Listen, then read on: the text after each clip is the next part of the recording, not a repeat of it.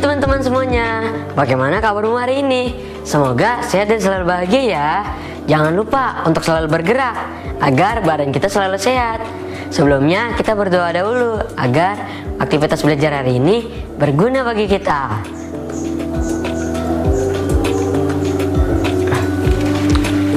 Jangan lupa siapkan kamu punya buku kerja dan alat tulis ya.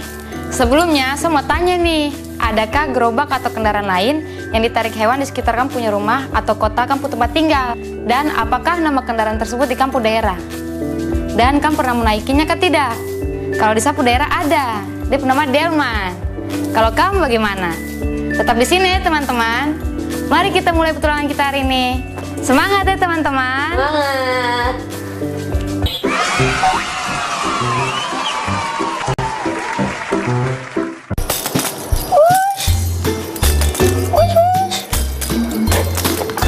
Ya, aduh, ya, aduh, bola masuk lagi. Aduh.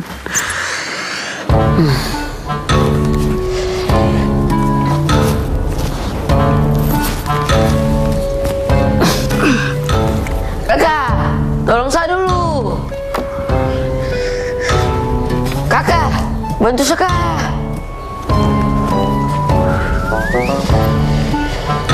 Kenapa lagi? Ini saya punya bola masuk dalam kolong. Kenapa sampai kok bola bisa masuk dalam kolong? Tadi saya main sama kucing. Bagaimana dia punya cara untuk ambil saya punya bola, Kak?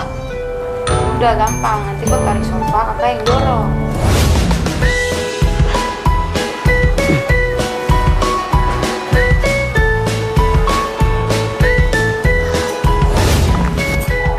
Ayo, Kak, ayo. Ayo. Yuk, tarik. Ayo, kakak dorong juga. Sudah nih.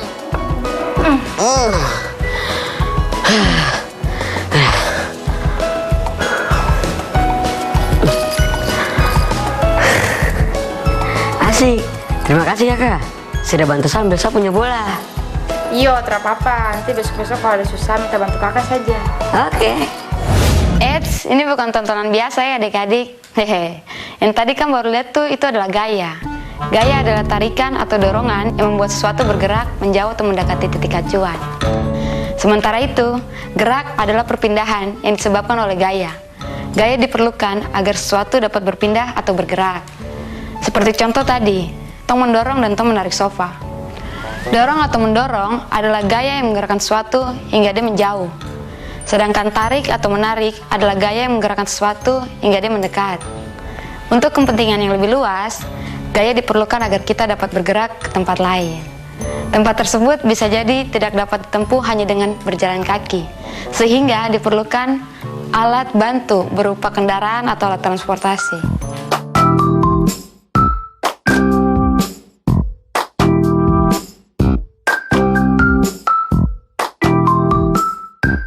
Pada alat transportasi modern, pemakaian gaya tidak hanya berupa tarikan atau dorongan tenaga manusia atau hewan. Namun gaya tersebut dapat berupa tenaga mesin loh. Contoh dari alat transportasi dengan tenaga hewan, contohnya adalah delman. Kalau dengan tenaga manusia, itu beca. Kalian pun juga bisa menggunakan tenaga kalian untuk berpindah tempat dengan cara mengayuh sepeda. Selanjutnya, silakan adik. Nah, kamu tahukah contoh lainnya yang biasanya ditemukan saat lomba hari kemerdekaan, yaitu permainan tarik tambang.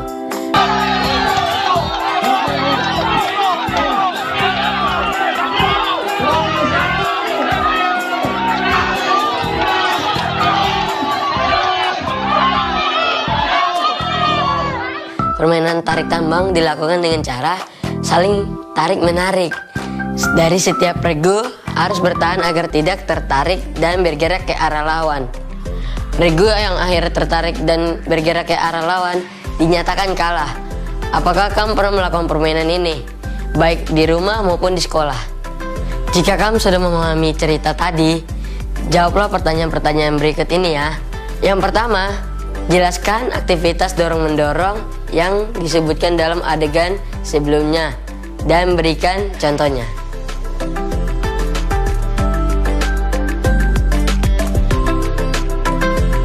Waktunya habis.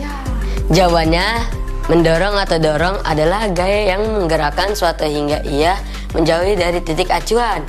Contohnya adalah mendorong lemari. Wah, siapa ini yang jawabannya benar? Ayo angkat tangan. Yuk, tolong lanjut ke pertanyaan selanjutnya. Jelaskan aktivitas tarik menarik yang disebutkan dalam adegan sebelumnya dan berikan contohnya.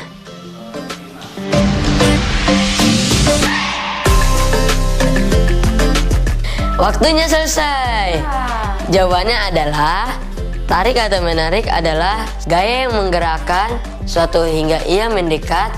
Contohnya menarik lemari buku. Untuk pertanyaan selanjutnya, kalian bisa mencatat dan langsung menjawabnya di buku latihan kalian ya. Ayo teman-teman. Menurut pemahaman kalian, apa yang dimaksud dengan gaya? Kemudian, menurut pemahamanmu, mengapa suatu tidak akan bergerak jika tidak ada gaya yang mempengaruhinya? Dan yang terakhir, jelaskan manfaat gaya seperti yang dijelaskan di video. Jangan lupa kamu meminta bantuan kepada bapak dan mama atau anggota keluarga lainnya ya, untuk memeriksa hasil kerja kalian. Nah, tadi kan udah selesai adik bicara. Setelah mempelajari dorong dan tarik, sekarang kamu tugas adalah sebutkan kegiatan-kegiatan mendorong dan menarik yang biasa kamu temukan sehari-hari di kamu rumah. Selain itu, kegiatan itu bisa jadi dilakukan oleh benda atau alat yang bisa kamu temukan di kamu rumah. Buatlah tabel seperti ini. Kemudian isi dengan kegiatan menarik dan mendorongmu. Misalnya, saat memasang kaos kaki, apa yang kamu lakukan? Menarik atau mendorong kaos kaki tersebut agar terpasang dengan baik. Contoh lain adalah saat kamu menyalakan lampu. Kira-kira kamu menarik atau mendorong tombol saklarnya ya? Kamu dapat mendiskusikan ini bersama kamu punya orang tua atau kamu punya wali di rumah. Selamat mengerjakan ya teman-teman. Selamat. Setelah menonton contoh tadi, kita mendapatkan kosakata baru nih adik-adik, yaitu gaya, yang merupakan tarikan atau dorongan yang membuat suatu bergerak, mendekati atau menjauhi titik acuan. Sedangkan acuan sendiri adalah rujukan. Selanjutnya kita main games yuk adik-adik. Ayo teman-teman. Temukan 5 kata yang ada di dalam pembelajaran dorong dan tarik.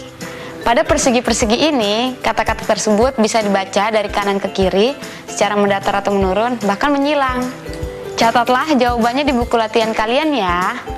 Berikut ini adalah kata-kata yang kamu cari. Pertama, gaya yang menggerakkan sesuatu sehingga ia menjauh adalah... Ya, betul sekali. Dorong, kita beri tanda ya. Kemudian gaya yang menggerakkan sesuatu sehingga ia mendekat adalah... Betul sekali. Jawabannya adalah tarik. Di mana ya kira-kira kata tarik itu? Nah, ini dia. Kalian hebat. Selanjutnya, titik rujukan saat sesuatu bergerak, menjauhi atau mendekat adalah... Wah, baru kita bahas nih adik-adik. Jawabannya adalah acuan. Untuk adik-adik, yuk cari lagi di mana kata acuan itu berada. Wah, hebat ya kalian. Kita tandai di sini ya. Oke, berikutnya tarikan atau dorongan yang membuat sesuatu bergerak adalah... Jawabannya adalah gaya. Wah, adik-adik di rumah hebat ya. Kita tandai. Dan terakhir, berpindah yang disebabkan oleh gaya adalah Yap, betul sekali. Jawabannya adalah gerak. Yeay. Sudah semua nih. Bagaimana dengan jawaban kalian? Benar semua kan? Kalau masih ada yang salah, jangan khawatir. Kalian masih bisa terus berlatih ya.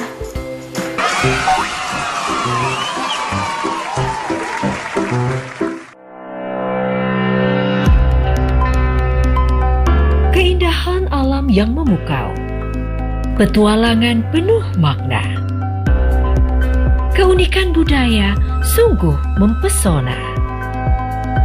Sajian khas Nusantara kaya akan rasa tradisional. Pesona Indonesia hadir setiap hari pukul 21.30 waktu Indonesia Barat.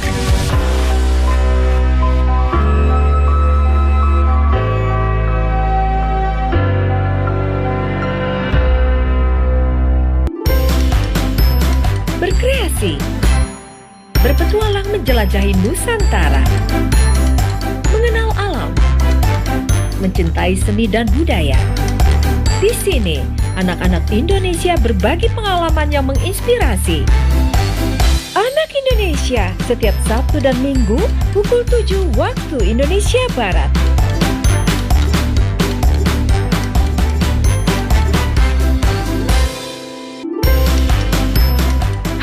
Adik-adik di seluruh Nusantara, Kak Devi dan Ruru selalu setia menemani kalian untuk berjalan-jalan keliling dunia. Yuk berkeliling dunia mengenal negara, tradisi bangsa, dan tempat-tempat menarik dari berbagai belahan dunia. Arena 1, 2, 3 setiap hari Minggu pukul 9 waktu Indonesia Barat.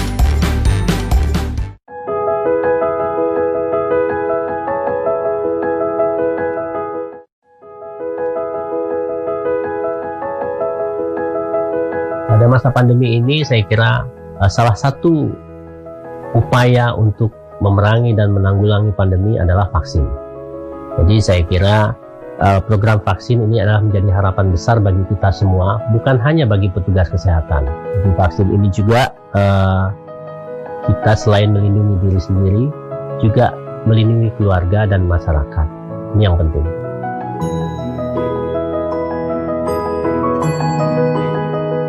Tenaga kesehatan menjadi prioritas pemberian vaksin untuk pertama kali, karena mereka adalah di garda terdepan dalam pelayanan pandemi, dan mereka bertugas atau berada dalam lingkungan yang sangat rentan dan terpapar. Maka tenaga kesehatan ini harus lebih aman dulu untuk melayani yang lainnya.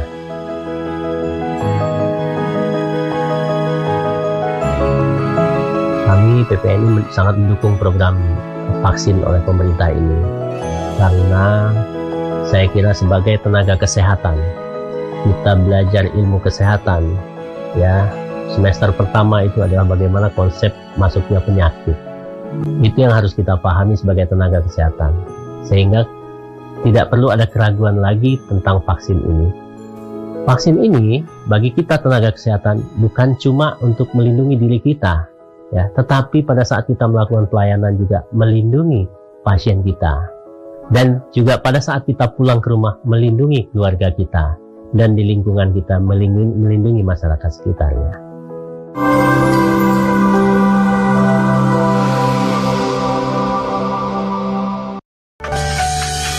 Hai, salam jumpa pemirsa, Wilujeng Sumping. Kali ini kami akan mengajak Anda berkunjung ke kota Bandung untuk mengetahui sejarah singkat tentang Bandung Lautan Api. Peristiwa besar ini terjadi pada tanggal 23 Maret 1946. Dalam waktu 7 jam, sekitar 200.000 penduduk Bandung membakar rumah mereka, meninggalkan kota menuju pegunungan di daerah selatan Bandung. Hal ini dilakukan untuk mencegah tentara sekutu dan tentara Nika Belanda untuk dapat menduduki dan menggunakan kota Bandung sebagai markas strategis militer dalam Perang Kemerdekaan Indonesia. pembumi hangusan Bandung Selatan berhasil mencegah sekutu menduduki kota Bandung. 5 tokoh pertempuran Bandung Lautan Api pada tahun 1946, Kolonel Abdul Haris Nasution, Muhammad Toha, Mayor Rukana, Aceh Bastama, dan Sultan Syahrir. Untuk mengenang peristiwa pembumi hangusan Bandung Selatan, maka dibangunlah Monumen Bandung Lautan Api. Nah pemirsa, udah dulu ya. Semoga informasi yang kami sampaikan bermanfaat dan dapat menambah wawasan Anda. Terima kasih dan sampai jumpa.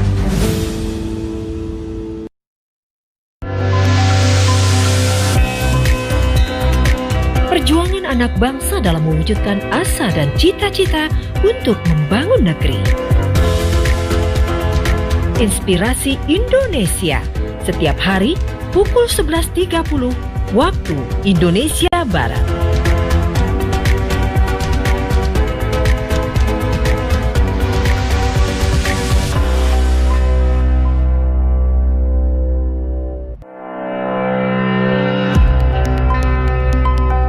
Keindahan alam yang memukau, petualangan penuh makna, keunikan budaya sungguh mempesona. Sajian khas Nusantara kaya akan rasa tradisional. Pesona Indonesia hadir setiap hari pukul 21.30 waktu Indonesia Barat.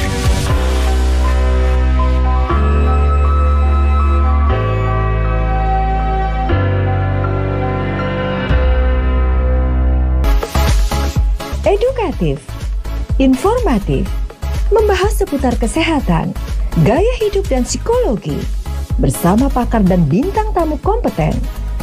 Indonesia Sehat, Halo Dokter, Senin hingga Jumat pukul 14 waktu Indonesia Barat. Rubrik Psikologi, Sabtu, pukul 14 waktu Indonesia Barat.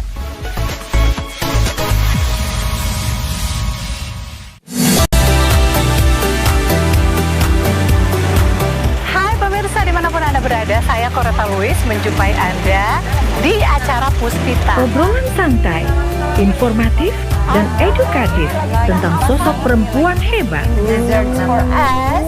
Sebuah ruang edukasi bagi perempuan Indonesia agar dapat mengeksplorasi diri dan berkarya untuk negeri. Sedikit mempus saya, meskipun kamu harus begini, kamu enggak. Puspita, setiap hari Senin, pukul 13 waktu Indonesia Barat. Ini saya sekali bikin gue sama jadi inget sekali.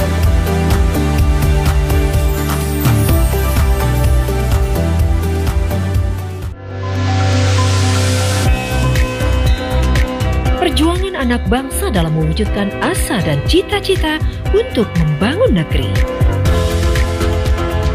Inspirasi Indonesia setiap hari pukul 11.30 waktu Indonesia Barat.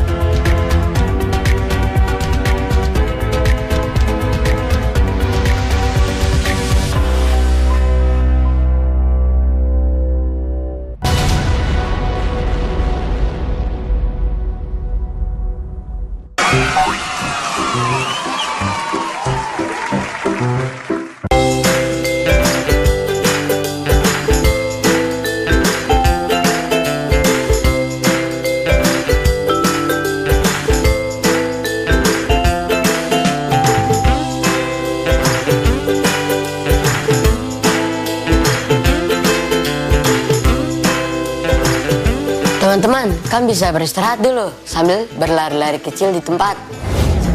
1, 2, 3, 4. Semangat tadi. 1, Semangat. Semangat 2, tadi. 3, 4. 1, 2, Ayo semangat. Semangat. 3, 4. Untuk menyelesaikan kegiatan belajar hari ini, jangan lupa mencatat hal menarik dari bacaan yang kamu baca hari ini ya di jurnal membaca mingguan kalian. Tetap di sini ya, kita akan segera berpetualang lagi. Halo adik-adik, selamat datang kembali. Kita main games lagi yuk. Ayo. Di sini sudah ada adik yang akan menemani kita semua. Membandingkan banyaknya roda-roda pada beberapa kendaraan yang menggunakan tanda apa saja, Dek? Ada tanda seperti ini, dibacanya kurang dari. Tanda ini dibacanya lebih dari. Dan tanda ini dibacanya sama dengan. Kita bahas terlebih dahulu, contohnya dari gambar berikut ini. Menurut adik-adik semua, ada berapa banyaknya roda dari kedua kendaraan ini?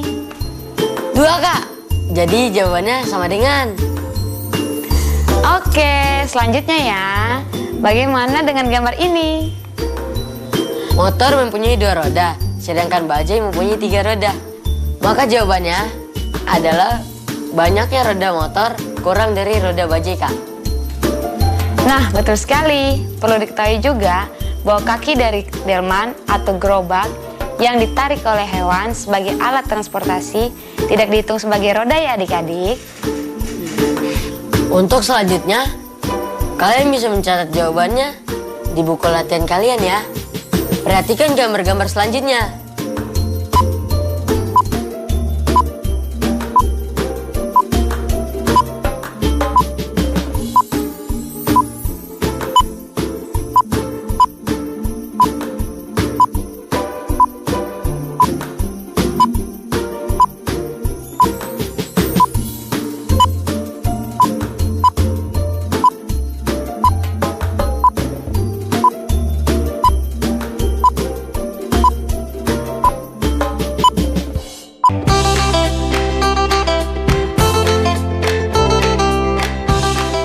Pernahkah kamu naik kereta kuda?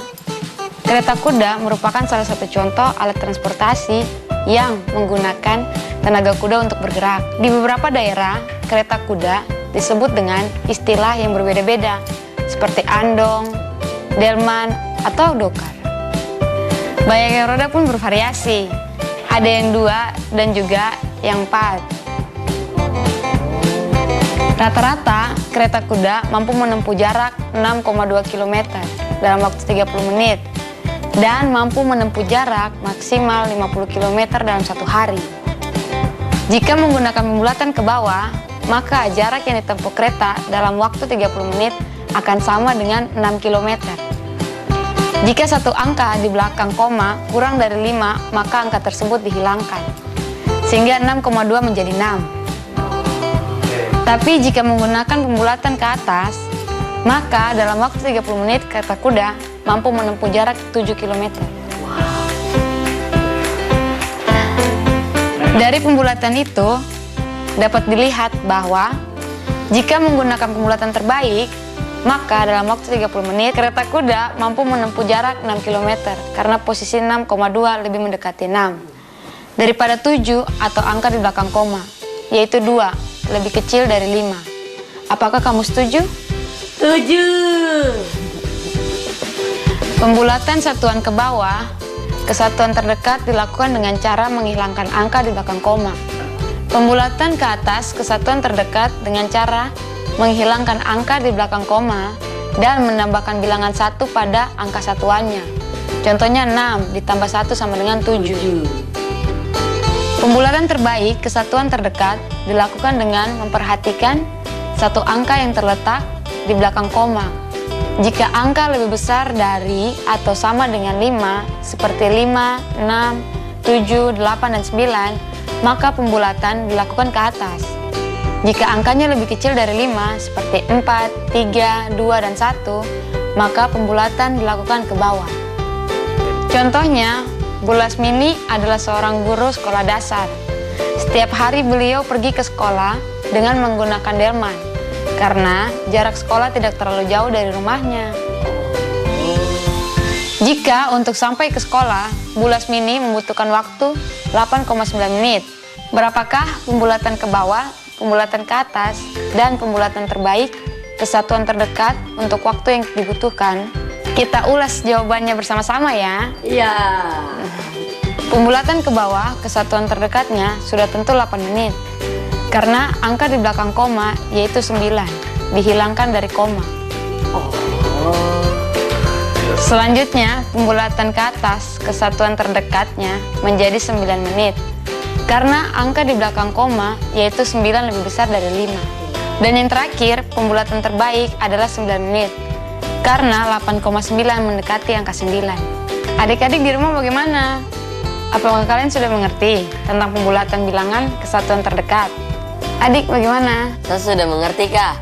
Semoga teman-teman di rumah juga sudah mengerti ya. Untuk tugas selanjutnya, kalian bisa buat tabel seperti ini ya. 5 kolom di atas diisi dengan banyaknya porsi nasi putih yang saya makan. Kemudian total kandungan karbohidrat dalam ukuran gram, pembulatan ke bawah kesatuan terdekat dalam gram, pembulatan ke atas kesatuan terdekat dalam gram, dan juga pembulatan terbaiknya. Setelah itu kakak bacakan ya soalnya. Tahukah kamu alat transportasi yang dimiliki hampir semua orang? Ya, jawabanmu benar. Alat transportasi tersebut adalah kaki. Sama halnya dengan alat transportasi dengan tenaga mesin yang membutuhkan bahan bakar.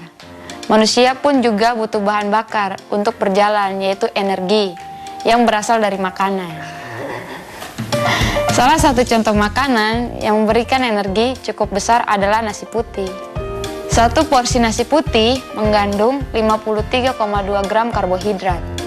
Sekarang, hitunglah banyak porsi nasi yang kamu makan jika kamu makan 3 kali dalam sehari. Salah satu contoh makanan yang memberikan energi cukup besar adalah nasi putih. Satu porsi nasi putih mengandung 53,2 gram karbohidrat. Sekarang, hitunglah banyak porsi nasi yang kamu makan jika kamu makan 3 kali dalam sehari. Setelah itu, hitunglah banyaknya kandungan karbohidrat dari porsi makan tersebut. Setelah memperoleh hasilnya, lakukan pembulatan ke bawah, ke atas, dan terbaik kesatuan terdekat. Jika sudah selesai, mintalah bantuan anggota keluargamu untuk memeriksa hasil latihanmu ya. Oke. Nah, kita sudah tiba di penghujung acara nih adik-adik. Teman-teman, jangan lupa ya untuk mencatat kembali apa saja yang sudah kita pelajari hari ini.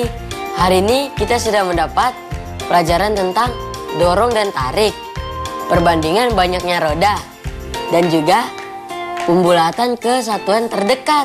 Terima kasih banyak ya adik-adik semua sudah mengikuti petualangan kakak dan adik hari ini. Jika masih ada yang belum paham materi, kamu bisa meminta bantuan kepada anggota keluargamu untuk mempelajarinya lagi. Semangat teman-teman. Sampai berjumpa besok. Dadah.